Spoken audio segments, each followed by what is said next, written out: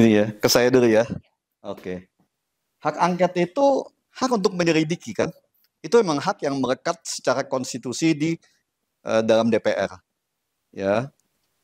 Jadi hak angket itu untuk menyelidiki apabila ada sesuatu tindakan dari pejabat-pejabat negara ya, terutama di eksekutif ini, yang dianggap dapat membuat efek-efek negatif dalam jumlah yang atau dalam situasi yang cukup besar ya.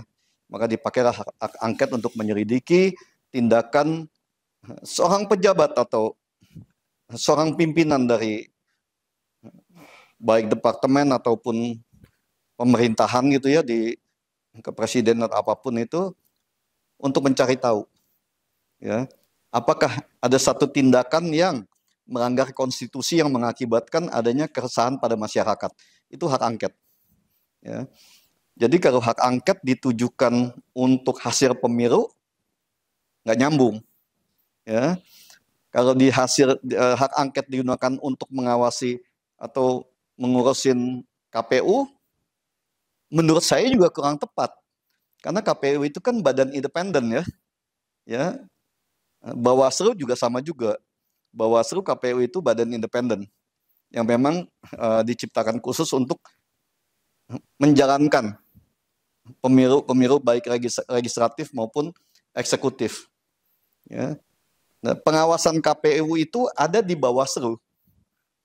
Apabila ada ketidakpuasan, maka dari hasil Bawaslu bisa diajukan kepada MK. Atau hasil KPU bisa langsung diajukan kepada MK untuk diajukan judicial review. Apakah benar ada kecurangan di dalam melakukan prosesnya? Jadi bukan hak angket. Hak angket itu tidak bisa melihat atau memenuhi atau mengambil satu sampel-sampel tentang hasil pemilu, tidak. Tapi hanya proses kinerja dari eksekutif dan yudikatif. Jelas di sini ya, karena di dalam penutupan Undang-Undang Nomor 7 2017 itu, di penutupannya ya, pasal 555, 555 dan 556 itu sangat jelas bahwa apabila ada permasalahan pada KPU dan Bawaslu, maka semua proses itu akan diambil alih atau Presiden dan DPR akan menurun langsung untuk memperbaiki itu dalam waktu 30 hari. Sampai proses itu bisa berjalan normal kembali. Ya. Jadi kalau hak angket untuk melihat atau menyelidiki perilaku dari pejabat negara, silakan, bisa. Ya, tapi kalau untuk KPU dan Bawaslu, apalagi hasilnya, saya rasa jauh panggang dari api ya. Kalau pandangan saya ya, karena itu adalah sebuah badan independen yang undang-undangnya itu juga khusus ya, undang-undang tentang pemilu ya, lex spesialis di situ yang khusus untuk menangani pemilihan umum, baik pilpres maupun pileg. Tidak untuk kegiatan normal sehari-hari yang berhubungan dengan masyarakat. Itu dari saya. Ya, jadi kalau angket untuk hasil pemilu itu omong kosong. Tapi kalau angket untuk menyelidiki perilaku, silakan, itu bisa. Ya, cuman nggak ada efeknya sama sekali untuk hasil pemilu juga di sana. Ya, itu pandangan saya ya. Tapi yang sama kan, ahli hukum kalau udah berkumpul begini, mungkin hasilnya akan banyak yang berbeda. Tapi kita hanya berpegang pada undang-undang aja. Ya, di penutupan undang-undang pemilu itu sudah sangat jelas. Ya, siapa bertanggung jawab terhadap apa dan untuk apa. Sebelum kita membahas kenapa sih muncul hak angket, apa hak angket, saya ingin ke Pak Raja. Lupa kalau menurut Pak Raja hak angket apa sih Pak? Itu pekerjaannya bagaimana? Ya, yang tadi disampaikan oleh Pak Rudi ya. Ya, secara sistem, secara teorinya ya melakukan investigasi, pengecekan, ada tim yang dibentuk oleh DPR, melakukan membedah, melakukan pengecekan dan sebagainya, habis itu dilaporkan, dan itu butuh waktu ya. Cuman ya yang ingin saya angkat di sini, ingin saya tekankan, Ini hak angket kok jadi bola liar ya, untuk apa? Maksudnya kita sebagai orang akademisi bingung gitu loh. Ini maunya Mas Ganjar nih apa? Ya yang dibilang Pak Rudi ini kan apa karena nggak mau legowo, karena sudah melihat tanda-tanda bahwa angka itu sudah, marilah kita berjiwa besar. Ya, jadi kayak kalau saya lihat ya cuma bikin ribut aja, bikin rame. Tapi hasilnya nggak ada guna untuk keputusan pemilu sendiri, nggak ada manfaat. Karena kalau mau dengan keputusan pemilu, mumpung ini masih berproses di KPU, Bawaslu yang didorong untuk terus mengawasi secara melekat. Ya, terus awasi mulai dari PPS, yang KPPS-nya kan kepada kecamatan, kepada Kota Madya, kepada provinsi, dan terakhir kepada pusat kan, diawasi. Tapi saya rasa dengan sistem C1 itu kan masing-masing kita bisa dapat kan. Iya. Ya, di PPS kita foto hasil pemilu. Setiap PPS itu kan pasangan calon punya kuasa kan, punya pengawas kan. Ya, di situ kan setiap partai ada saksinya di sana. Itu dibawanya kapan, kemana, jumlahnya berapa. Nah, nanti di kecamatan dibuka lagi kan, jumlahnya sama atau tidak. Masing-masing aja bertugas tuh pada tupoksinya kan. Fokus aja, oh saya di TPS 10, di TPS 100 misalnya kan. Udah sampai di pusat pun pokoknya satu TPS saya itu di 100 ini sama nggak? Iya. Kan tinggal ke sana gampang sekali kan. Kalau tidak mau pakai Sirekap. Nah, Sirekap itu kan sebenarnya memudahkan kita. Kita tinggal buka, kita bisa tahu TPS 100 ini jumlahnya berapa. Nah, Sirekap di TPS di kecamatan itu jumlahnya sama nggak? Nanti di provinsi jumlahnya sama nggak? Kan tinggal lihat, nanti di pusat, kan juga di breakdown nanti kan. Saya rasa KPU yang sekarang sudah cukup bagus ya. Tidak seperti tahun-tahun kemarin. Tahun kemarin malah saya ngelihat lebih liar malah kan. Lebih ngaco. Harun Masiku sampai hari ini kita nggak pernah tahu kan. Ya, mana kabarnya Harun Masiku? Ini kan masalah pemilu juga, masalah pirak juga kan? Nggak ketahuan itu. Jadi saya rasa terlalu, kita liatin aja lah. Saya sebagai seorang akademisi ya, sebagai orang pengamat ahli hukum ini, saya cuma meminta kepada semuanya, ayo kita sama-sama kita awasi, ya kita dengan damai, dengan tenang, supaya rakyat juga bisa menikmati pesta demokrasi ini dengan baik. Kita cuma berharap itu kok, negara ini tenang, aman, damai. Setelah itu, ayo kita sama-sama nih, cawe-cawe kita, siapapun pemenangnya nanti, ayo kita geromotin semuanya. Bapak, janji Bapak loh, perbaikan korupsi, ya penegakan hukum, penghapusan mafia hukum, mafia tanah. Karena pusatnya itu di sana. Saya ingin sampaikan kepada siapapun pemenangnya ya, pusatnya itu adalah rusaknya, bobroknya moral-moral penegak hukum. Jual beli hukum sampai hari ini. Ya, jadi bajingan-bajingan pada proses penegakan hukum ini yang mesti diperbaiki. Pedagang hukum ini yang mestinya diselesaikan terlebih dahulu ya. Memang proses kita memelihara para maling ini, itu semua orang sangat mengetahui itu. Ya seperti kemarin Jaksa Agung pidana khusus kan, Jaksa Agung udah pidana khusus tentang PN Timah. Pembaikan itu terlalu lama dibiarkan. Bukan cuma PN Timah, hampir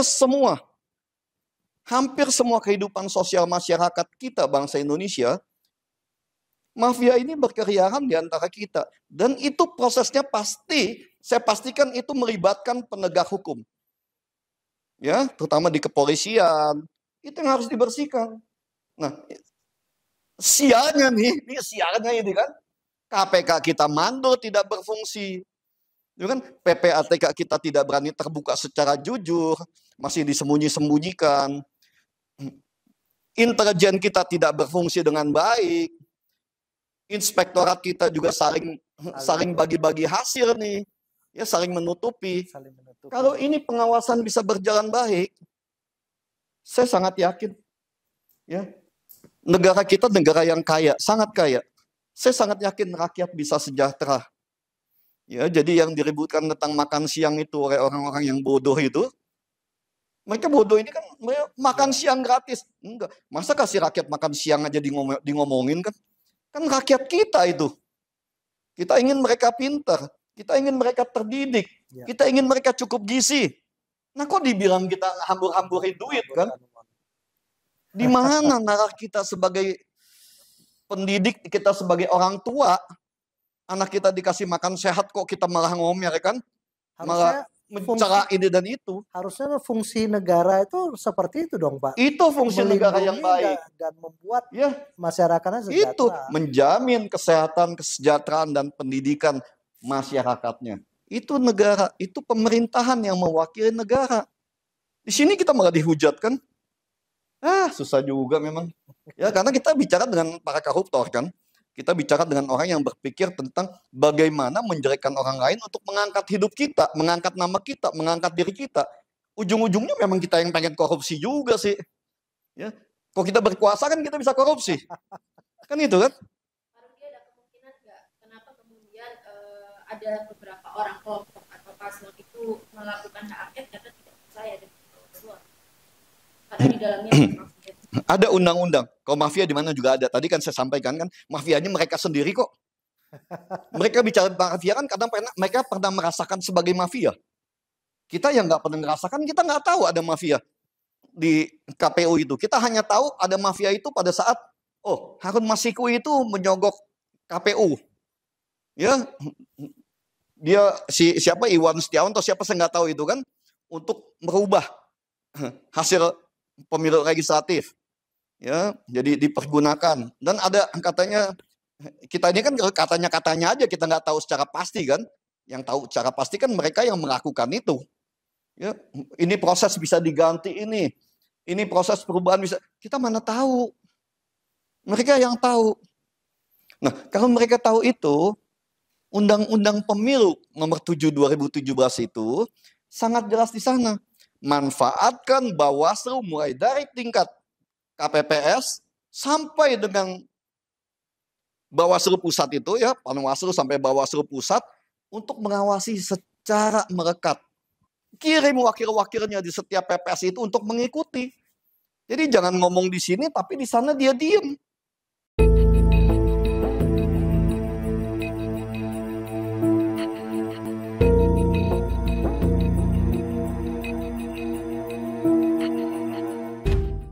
Nggak ada guna, jadi kita bikin berisik itu. Kalau ingin memperbaiki KPU, manfaatkan Bawaslu. Ada undang-undangnya itu. Ya. Kalau kita bicara tentang pemilu ya, KPU. Tapi kalau kita ingin membicarakan tentang sistem tata negara, hak angket boleh. Nggak apa-apa, itu hak konstitusi. Kita hormati. Itu hak konstitusi DPR untuk menjalankan fungsi pengawasannya. Betul.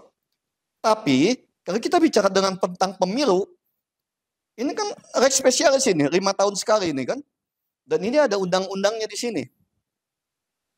Nah, gunakan itu undang-undangnya. Kalau undang-undangnya tidak bisa digunakan, ada jalannya kan. Kita Bawaslu tidak bisa kepake, tidak bisa dipercaya, kita ke MK. Kalau MK juga nggak bisa kepake, kenapa MK nggak bisa kepake? Siapa yang ngerusak? Kan yang ngerusak mereka juga. Siapa yang ngerusak sistem hukum kita? Kan para bandit-bandit politik juga yang ngerusak juga kan. Kita rakyat bisa apa? Kita pendidik bisa apa? Kita cuma bisa ngerus dada. Oh, negara kita, bangsa kita kok jadi begini ya? Ya. Sedikit-dikit maunya ribut. Sedikit-dikit kita bilang orang curang. Padahal yang curang itu diri kita juga mungkin kan. Cobalah kita bikin sebuah konsep berpikir ya.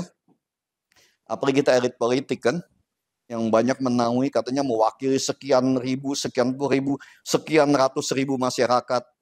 Ayo masing-masing kita ajak relawan kita, pengikut kita, kawan-kawan kita. Ayo sama-sama yuk kita kawal ini supaya kita dapat hasil yang baik. Begitu bukan? Ya, kan setiap tahapannya itu sangat jelas kan. Apa susahnya sih? Kita punya relawan ini jutaan orang misalnya. Misalnya Ganjar. Relawannya kan jutaan orang nih pengikut dia. Banyak. 16% loh. Itu puluhan juta itu.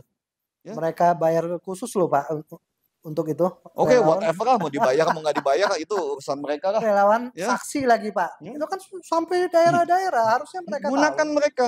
Harusnya mereka tahu. Foto itu, foto kan kita digital semua ini kan. Foto kirim ke tim pemenangannya kan. Oh ini TPS sekian, ini TPS sekian, setiap TPS dikirim. Nggak sulit kan? Nah nanti tinggal dicekin satu-satu. Kan ada tabulasi mereka. Oh TPS 1 sampai di mana segini, masuk ke sini. Kan gampang. Jangan ini belum selesai. Sekarang bagaimana kita bilang ini curang? Pada saat prosesnya aja belum selesai. Belum selesai. Putusan juga belum ada loh Pak.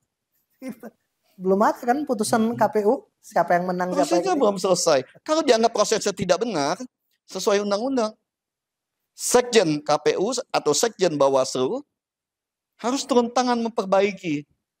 Apabila para sekjen-sekjen ini tidak bisa menjalankan dengan baik, Presiden bersama DPR dapat turun tangan bersama-sama mengambil alih dan memperbaiki sistem ini dalam waktu 30 hari. Ada kan? Masa gitu aja repot? Jadi gimana Pak Rajis? Perlu atau tidak sebenarnya Pak angket? Sebenarnya ini kan membuat hura-hura saja nih, buat rame-rame kan, buat gaduh. Sebenarnya nggak perlu, aturannya udah jelas. Aturan perundang-undangannya udah jelas, ikutin saja. Aturan perundang, ada apa di belakang ini? Ini yang harus benar-benar ditanya. Harus benar-benar ditanya. Ada apa? Maunya apa? Mau buat Indonesia damai atau mau buat Indonesia kacau balau atau dan sebagainya.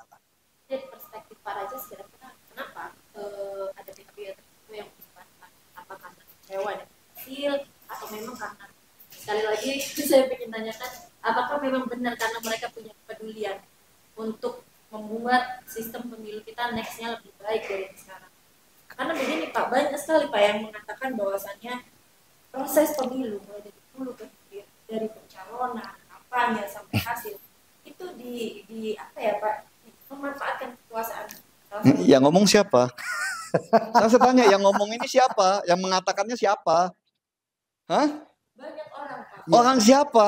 Rakyat. Orang yang mana? Jangan mengatasnamakan rakyat. Saya juga rakyat, saya nggak ngomong begitu kok. Berarti rakyat sebelahnya Pak. Ya, coba siapa rakyat mana yang ngomong? Ya, rakyat pendukungnya, rakyat yang dibayar, atau rakyat yang bagaimana? Kan banyak. Rakyatnya 280 juta loh. Berapa banyak rakyat yang bicara? Kan itu. Ini Betul kan, nggak? Pak Rudi, Ini kan ada perspektif satu benar-benar sesuai dengan data, real count dan sebagainya.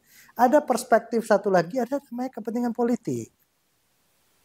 Dari kepentingan politik inilah ada unsur-unsur atau akses-akses untuk membuat ini menjadi satu bola salju untuk buat suasana ramai. Sekarang gini deh ya, hari ini tim survei dari RSI, saya tidak mau tahu siapa itu RSI atau apa, cuma hari ini masuk di berita-berita bahwa 75% masyarakat Indonesia percaya kepada hasil real count. Nah, Ya. Nah, sekarang kalau kita ambil di situ 75% percaya di. Berarti kan mayoritas. mayoritas. Percaya nggak itu yang katanya ngomongnya masyarakat tidak percaya? Pasti nggak percaya juga kan? Jadi jangan kepercayaan dia itu atau ketidakpercayaan itu disamaratakan dengan pihak lain. Dia nggak percaya, silakan nggak percaya, nggak apa-apa. Yang percaya juga boleh dong percaya. Nah, untuk menyamakan persepsi ini, ayo. Ada tahapan yang harus diikuti. Jangan gembar-gembor bacot-bacot ini di media-media. Rakyat yang di bawah jadi bingung nih. Ya, kamu habis bacot-bacot, habis itu kamu pergi makan kopi, kamu minum kopi di Senopati, di Dharma Wangsa. Rakyat bisa bacok-bacokan nih di patung kuda nih. Ayo mikir dong, ini bangsa kita nih. Ya, mahasiswa segebuk-gebukan nanti di patung kuda. Nah itu yang habis ngebacot ngomong ini dan itu ribut-ribut katanya paslon-paslon yang kalah itu kan ngopi-ngopi mereka di Dharma Wangsa, di Senopati kan. Enak-enak dia makan. Nah rakyat yang bacok-bacokan siapa yang ngurusin tuh? Patung kuda jadi rame itu kan. Untung aja kudanya nggak jalan. Payah. Jadi rakyat yang menjadi korban dong, Pak. Ya, ini karena hukumnya tidak benar. Jadi memanfaatkan kelemahan hukum yang memang dipelihara, ini kerusakan hukum kita dipelihara nih. Kenapa? Karena yang main pun mereka. Yang main ini elit politik untuk memperdagangkan, menjualbelikan, memanfaatkan bobroknya moral dan mental dari oknum-oknum di kepolisian, ya, di kejaksaan, di pengadilan, ya ini manfaatkan bobroknya mereka ini, pejabat-pejabat di penegakan hukum ini untuk mengacaukan suasana. Ya ini karena pembiaran. Ya salah Jokowi juga sih. 9 tahun didiemin ini berantakan begini kan. Ya sistem tata negara kita, sistem hukum pidana, perdata, semua dihancurkan. Salah juga, nggak salah juga sekarang dia diuyak-uyak begini kan. Karena 9 tahun didiemin. Jadi hukum menjadi kekuasaan politik dong. Mereka yang memang dari dulu buat hukum, Pak. Sekarang gini, kamu dalam penentuan atau pemilihan pimpinan hukum, pimpinan penegak hukum, siapa yang nentuin? Ya. Semua dari DPR, semua dari legislatif kan, ketua MK, ketua Mahkamah Agung, ya. Coba Jaksa Agung orang partai juga. Jadi yang duduknya orang-orang politik dong, Pak. Semua politik yang menguasai. Rusaknya politik rusak semua hukum kita. Ya, mau naik jabatan bayar. Terus gimana? Deketin orang politik. Gimana nih kita benahin? Gini ya, negara lain tuh bisa, kok kita nggak bisa? Ya. Banyak cara untuk memperbaiki, sangat banyak cara untuk memperbaiki ini. Ya step-stepnya itu udah sangat jelas memperbaiki ini. Tapi emang kita nggak punya kemauan untuk itu. Kalau mereka mau tanya, datang ke 17 Agustus ya, datang ke UTA 45, saya beberin ini cara memperbaiki sistem hukum kita. Enggak, saya nggak cuma ngomong bohong. Saya perbaiki. Ya, nggak usah sampai 5 tahun. Nggak usah 1 periode. Saya beberin nih, bagaimana cara memperbaiki hukum kita ini, supaya dalam 1 periode ini bisa aman ke depan jalan. Tapi harus ada kemauan, harus ada keberanian. Ya, kalau kita dipimpin sama para pecundang juga, ya mati juga lah. Bagaimana pecundang bisa memperbaiki sistem hukum yang dikuasai oleh orang-orang bersenjata kan? Nggak bisa. Kemauan, kenapa saya bilang kemauan? Kemampuan mereka punya. Mereka punya pasukan bersenjata. Ya kan? Kemauan mereka punya, kemampuan mereka ada. Kemauan ada enggak? Itu. Fasilitas semua kekuasaan mereka punya. Pak Rudi, sistem negara kita kan negara kita sudah diatur sedemikian rupa kan menggunakan sistem partai nih. Untuk mengangkat pemimpinnya berdasarkan partai dan sebagainya. Sampailah itu urusan ke parlemen dan sebagainya. Terus kalau Pak Rudi mau menghindarin yang namanya sistem hukum tanpa intervensi dari orang-orang partai, orang-orang politik. Gini aja, saya potong aja ya. Ini saya potong ya. Partai tidak bersalah. Partai emang dibentuk supaya kita bisa bermufakat kan, ya, bisa bermusyawarah di antara pimpinan-pimpinan di sini ya. Tapi oknum-oknum bejatnya itu terlalu banyak. Ya. Yang partainya nggak salah. Oknum bejat yang memanfaatkan, oknum penguasa di partai itu yang memanfaatkan untuk merusak bangsa ini. PDIP nggak salah. PDIP partai yang sangat nasionalis dan mempunyai visi misi yang sangat baik ya. Nggak salah. PDIP sangat bagus. Tapi pemimpin-pemimpinnya ini banyak yang bejat. Banyak yang berpikir tentang kepentingan dirinya sendiri dan kelompoknya. Berpikir tentang kekuasaan hari ini. Ya. Mereka nggak berpikir tentang negara ini ke depan.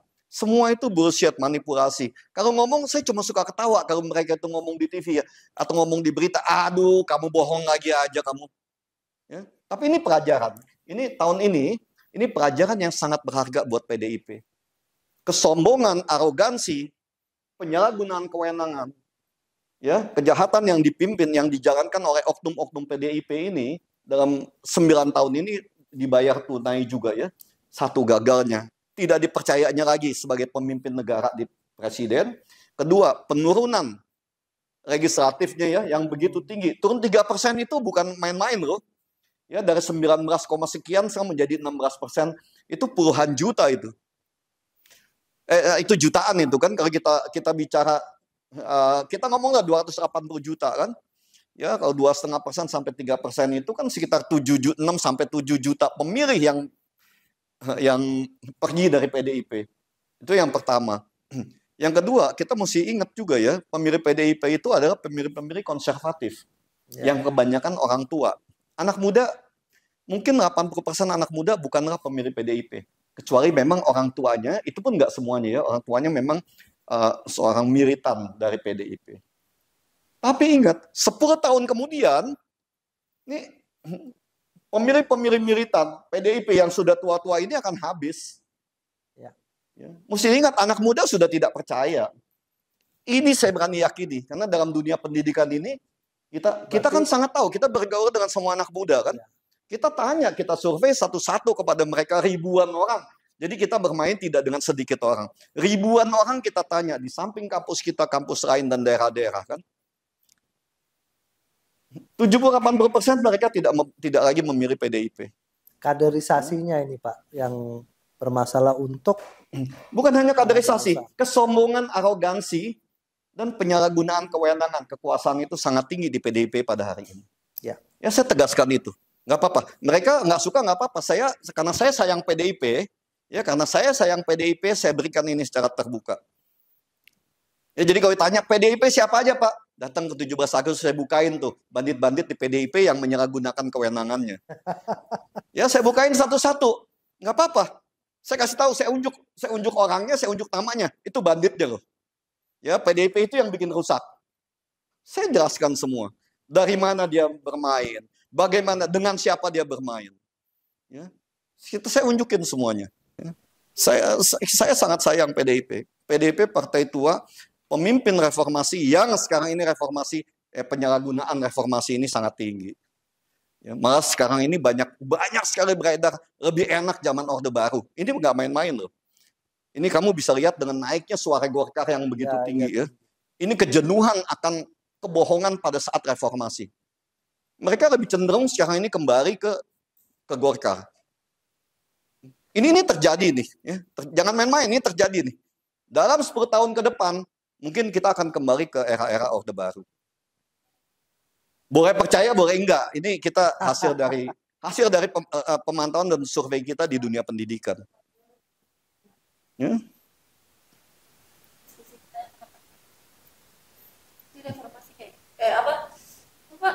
Apa tuh? Orde Baru. Ya, karena memang kita sudah ini, terutama ini ya, kita gini merasakan bahwa reformasi ini sangat biadab, sangat jahat. Semua penyalahgunaan kewenangan, penyalahgunaan hukum, jual beli hukum, kejahatan tentang keadilan, ini semua menumpuk di orde reformasi ini. Ya. Ini benar-benar sangat jahat. Jadi kalau Orde Baru itu, korupsi dan penyalahgunaan kewenangan itu hanya di tingkat istana dan sekitarnya, sekarang ini sampai ke akar rumput semuanya sudah jengah. Ya sudah rusak semua. 50.000, 100.000 bacok. Ini kenyataan loh. Ya saya nggak tutupin. Kamu punya 100.000 itu cukup untuk buat bikin bacok orang tuh nggak jalan lagi itu. Ya. Ini bahaya ini. Reformasi kita, ya inilah hasil reformasi. Rakyat miskin, rakyat bodoh, gembel di mana-mana. Kalau kamu kasih bansos, orang bisa keinjak-injak di jalan hanya untuk mengambil bansos. Ini kenyataan. Ya, jadi kita membangun orde gembel ini. Orde gembel Indonesia sekarang ini ya, karena hanya untuk bansos itu bisa gebuk-gebukan, bisa injek-injekan di jalan, nggak ada lagi kemanusiaan, nggak ada, udah biadab semua. Jadi yang dididik dari hak angket ini sebenarnya adalah kepentingan, hanya bikin ribut, kepentingan sekelompok. Ya, sekelompok pecundang, saya sebut aja, hanya bikin ribut sekelompok pecundang. Apalagi kalau 03 mau ngapain, benar pun udah nggak ada manfaat. Kan itu. Oke, bener. Pemilu nomor 1, nomor 2 paling antara Prabowo dengan Anies. Nah terus Ganjar mau ngapain? Dia sudah tersingkir dari dunia perpolitikan 2024. Dan Pak Mahfud udah jelas-jelas ngomong, dia beliau sangat tahu hukum, sangat tahu aturan, dan beliau udah sampaikan dengan jelas. Ya nggak bisa, hak angket tidak mungkin bisa merubah hasil putusan KPU. Itu orang bodoh lah itu. Ya. Bisa, itu hak konstitusi. Ngawur tapi. Bisa, tapi tidak boleh disangkut pautkan dengan hasil pemilu. Hasil pemilu. Nggak apa-apa, bisa. Mau berapa lama prosesnya? Apanya yang mau Nah, Pak Jokowi 2024 Oktober udah selesai. Terus hak angket buat siapa? Hah? Hanya bikin ribut sekarang ini. Ya. Ini Pak butuh pencerahan yang seperti ini. Ya. Coba hak angket itu prosesnya apa? Proses pendaftaran yang ini kan, yang tidak puas kan? Hak untuk menyatakan angket. Ya, itu butuh 25 orang proses. Masuk proses DPR, diproses nanti. Ya, paripurna, oke. Harus ada 50% anggota menyetujui. Oke, ada. Mengajukan untuk proses anggaran. Mau berapa lama? Hah? Pak Jokowi udah selesai, menteri-menteri udah selesai. Terus siapa yang mau diangket? Hah? Ya, jadi ya, mereka mesti banyak yang ngaco lah, tapi mereka orang politik kan, bukan orang hukum.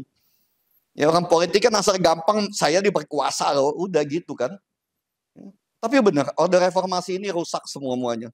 Nggak ada. Tata negara itu habis. Tata negara itu apa kata pejabat? Hukum itu apa kata pejabat? Bacotnya lah yang berlaku. Dirusak. Ya, bukan undang-undang yang berlaku. Ini KUHP udah zaman reformasi ini udah omong kosong semua ini kan. Hanya berlaku buat rakyat kecil aja nih KUHP. Ujung-ujungnya dagang. Semuanya dirusak. Ya, kamu laporan polisi, bayar cepet kamu. Kamu laporan polisi nggak bayar, nggak jalan kamu. Kamu mau hari ini lapor, besok jalan pun bisa itu. Ya. Ya, diproses asal ada duit. Setuju. Ya. Itu udah bukan bercanda, itu bukan rahasia umum itu, Pak. Bukan rahasia, kita sangat tahu. Lapor hari ini besok diproses. Itu udah sangat normal untuk jual beli hukum di kepolisian. Ya. Nggak percaya? Tanya 17 Agustus. Ya. Itu.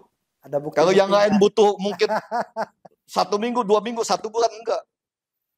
Proses itu 1 hari cukup itu. Ya, mau proses pelaporan sampai keluar surat perintahnya itu cukup 1 hari itu. Ini Indonesia, ini Jakarta. Ya, welcome to the jungle. Ya, welcome to the bandit area. Ya, ini bandit area semua ini kan.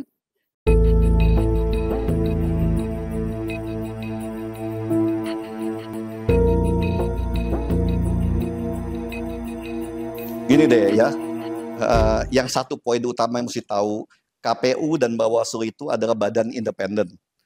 Ya, yang keputusannya tidak bisa disangkut pautkan dengan sistem tata negara Indonesia yang umum. Ya, jadi hak angket itu hak untuk menyelidiki pejabat-pejabat atau pimpinan eksekutif yang dianggap melakukan pelanggaran terhadap perundang-undangan. Itu melakukan pelanggaran terhadap undang-undangan, bukan mengatur atau berbicara tentang keputusan KPU. Ya, pejabatnya mau sidik presiden bisa, mau sidik pejabat KPU bisa, ya, tapi tidak bisa menyidik hasilnya. Mau jadi pejabat Bawaslu bisa, mau menyidik pejabat menteri, kepala desa apa, silakan. Tapi tidak bisa mengganggu hasil yang dikeluarkan oleh KPU secara sah. Ya. Karena itu kewajibannya Bawaslu. Apabila ada sengketa di sana, bisa dilaporkan kepada Bawaslu dan Bawaslu memproses itu. Apabila proses Bawaslu ini tidak ditemukan jalan keluar, sengketa ini dapat diajukan ke Mahkamah Konstitusi. Kalau ada yang bilang, oh Mahkamah Konstitusi tidak bisa percaya. Loh, yang bentuk Mahkamah Konstitusi itu siapa? Yang nggak percaya itu rakyat porsinya. Kamu yang bikin loh, DPR. Kan? Partai politik yang bikin Mahkamah Konstitusi itu kalian loh. Ya, kalau yang adanya bajing-bajingan, kalian juga bajingan di situ kan. Kan itu. Bajingan memilih bajingan. Jangan ke sana. Ya. Jadi ada proses, jangan bikin rakyat ini jadi ribut mulu. Kasih ketenangan. Muak kita juga kadang-kadang pendidik ini diacak-acak begini kan. Sulit, pertanyaan bukan cuma dari kalian. Mahasiswa pun nanya. Banyak. Ya, Semua kita kasih tahu, kita jelaskan ini loh. Ya. Jadi kericuhan ini nggak sama ini ya. Kalau di kita setiap ada pertanyaan kita punya badan khusus yang memberikan penjelasan ya dari setiap permasalahan, terutama persoalan tata negara kita berikan. Tapi kampus-kampus lain, apalagi yang dikompor-komporin sama pimpinan kampusnya yang beraliran partai kan, saya nggak tahu. Tapi kalau kita, saya tegaskan, tidak boleh ada masuk partai politik, tidak boleh berpolitik praktis di kampus. Apalagi? Seperti apa, Pak? Ya, untuk masyarakat. Sebagai pemimpin harus legowo lah. Harus legowo, harus lihat ini data, fakta. Memang setiap 5 tahunan pasti ada yang menang dan ada yang kalah. Tapi sudahlah, kalau udah kalah yang ngaku aja, udah legowo. Ikutin aturan aja. Iya. Ikutin aturan. Ikutin aturan. Ya. Kalau nggak dipercaya aturan, yang salah kamu. Kamu yang bikin aturan itu kan. Kalau oh ini para bandit, nah, kebanditnya ya kamu. Penjahatnya ya kamu. Kamu yang bikin kok itu. Dia yang buat aturan, dia yang jalan. Yang bikin aturan kan kamu. Yang milih orangnya kamu juga. Kok rakyat yang diadu domba? Itu kan, janganlah. Biarkan kita tenang. Biarkan semua berjalan dengan baik, dengan normal. Kamu mau ribut-ribut. Jangan provokasi rakyat. Ya silakan kamu ribut di elit partai, ribut sana lah. Mau bacok-bacokan, bunuh-bunuhan, bagus lah. Ya, tapi jangan nyangkut ke elit, ke masyarakat deh. Kasihan masyarakat udah hidup susah, miskin, dirampok lagi mereka ini yang koruptor ini kan. Diadu domba dengan uang 100.000, 50.000. Paling banyak 500.000 adu domba bunuh-bunuhan. Kan gitu. Udah ribut-ribut di sana. Ya, kamu nggak suka dengan, kamu main dengan politik kamu di atas, jangan ke bawah. Jangan ganggu rakyat. Perbaikin hukum. Kalau kamu bilang nggak ini, perbaikin hukum. Hukum kamu yang hancurin. Kamu yang buat hukum itu jadi begini. Kamu yang membuat bandit-bandit pejabat hukum ini menjadi seperti ini. Yang moralnya rusak, jelek, yang bobrok. Kamu yang bikin. Ya. Jangan rakyat diadu domba. Jadi ini pembelajaran buat ke depan. Pimpinan partai ke depan atau pemenang pemilu ke depan. Ayo, 5 tahun ini bikin perbaikan-perbaikan yang signifikan. Yang pertama harus dihancurkan adalah kebobrokan hukum. Itu yang harus diperbaiki. Kuncinya adalah hancurkan itu mafia-mafia hukum. Itu yang harus dihancurkan. Karena banditnya ada di sana. Kalau di situ bisa dihancurkan, jangan main tanggung, jangan main oh ini negosiasi, enggak. Ya, hancurkan semua. Tangan besi. Memang negara Indonesia saat ini harus diktator. Kalau diktator ini bandit-bandit ini nggak ada jerahnya. Dibikin malu pun udah nggak ada guna karena sudah tidak punya malu. Mereka udah nggak punya malu. Kalau kita bilang mereka ini pejabat, polisi, ini itu jaksa, masih punya malu, enggak. Mereka udah nggak punya malu. Bandit-bandit oknum di sini udah nggak punya malu. Mereka akan berbuat semau-maunya untuk kepentingan pribadi dan kelompoknya. Jangan ada ini. Oh nanti kita permalukan, nggak ada guna. Habiskan. Ya, tuntaskan, selesaikan itu. Baru ke depan bangsa ini bisa punya harapan. Ya saya begini besok dimusuhin saya. Biarin deh. Ya nggak apa-apa, saya nggak ada kepentingan kan. Ya pasti dia yang maling-maling bandit-bandit ini kan akan cari masalah saya kan. Nggak apa-apa, biarin. Ya. Ini, jadi kalau siapa pemenangnya nanti, kalau misalnya Pak Prabowo, ya sini saya belum mengucapkan selamat kepada Pak Prabowo ya. Saya ucapkan selamat kepada Pak Prabowo yang memenangkan hasil quick count dan real count sampai hari ini. Kalau Bapak menang, perbaiki hukum ini. Jangan tanggung Pak, Bapak militer, jenderal. Bapak sudah, gini loh ya, Bapak sudah punya semuanya nih. Bapak udah nggak butuh apa-apa. Berbuat yang terbaik buat bangsa dan negara ini. Bikin nama baik, sisakan sejarah. Bapak sebagai Bapak bangsa yang memperbaiki bangsa ini. Hancurkan itu mafia hukum. Ya, saya dukung, saya nggak usah ini itu. Saya dukung di pendidikannya aja. Ya, ada informasi saya berikan semuanya. Mau tahu caranya gimana? Saya berikan ini loh Pak. Begini kita begini. Itu saya bisa berikan. Ya. Tapi harus dihancurkan ini bandit-bandit di bidang penegakan hukum ini. Ya karena malingnya di sana semua.